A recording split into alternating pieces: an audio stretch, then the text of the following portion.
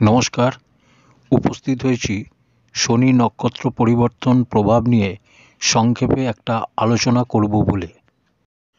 নমস্কার দর্শক বন্ধুরা, জ্যোতিষ বর্ণনা চ্যানেলে আপনাদের সকলকে স্বাগত।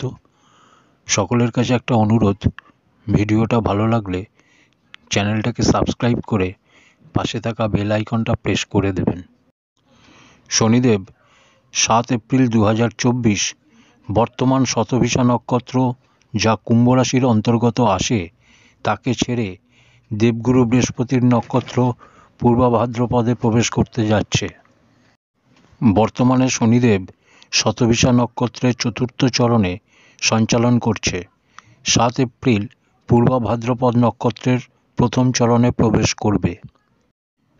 30 জুন অবধি পূর্বা ভাদ্রপদ নক্ষত্রে সঞ্চালন করে পূর্বা ভাদ্রপদ নক্ষত্রেরই দ্বিতীয় চরণে প্রবেশ করবে। একটা নক্ষত্রের 4টি চরণ হয়, কিন্তু 30 জুন শনিদেব বক্র অবস্থাতে পৌঁছে যাবে এবং পুনঃ 4 অক্টোবর শতভিষা নক্ষত্রের চতুর্থ চরণে চলে আসবে। আর 27 ডিসেম্বর পুনঃ ভাদ্রপদ নক্ষত্রে আসবে। আপনারা অনেকেই জানেন, বর্তমানে শনির 7.5 তিনটে রাশির উপর চলছে: মকর রাশি, কুম্ভ রাশি ও মীন রাশি। মকর রাশির শেষ ঢাইয়া, কুম্ভ রাশির মধ্য ঢাইয়া ও মীন রাশির প্রথম ঢাইয়া চলছে। বর্তমানে বৃশ্চিক রাশি ও কর্কট রাশির ঢাইয়া চলছে।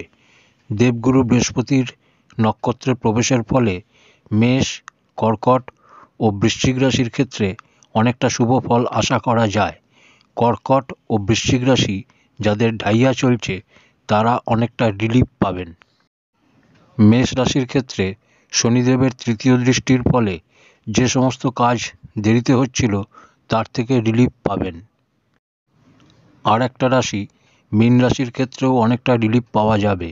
7.5 জন্য আপনি মানসিক অশান্তিতে ভুগছিলেন, বৃহস্পতির নক্ষত্রে প্রবেশের ফলে আপনি অনেকটাই রিলিফ পাবেন। ব্যয়ের উপর, বিশেষ করে ব্যর্থ ব্যয়ের উপর আপনার নিয়ন্ত্রণ আসবে। এবার কিছু উপায় বলি। যাদের 7.5 ও ঢাইয়া চলছে, তাদের প্রথম উপায় হচ্ছে প্রচণ্ড ধৈর্য রাখতে হবে। আপনার জন্য ধৈর্যের কোনো বিকল্প নেই। হনুমানজির শরণাগত হন। শনি ও মঙ্গলবার হনুমানজির মন্দিরে গিয়ে হনুমানজিকে দর্শন করুন। হনুমান চালিসা বা সুন্দরকাণ্ড পাঠ করুন। ধন্যবাদ।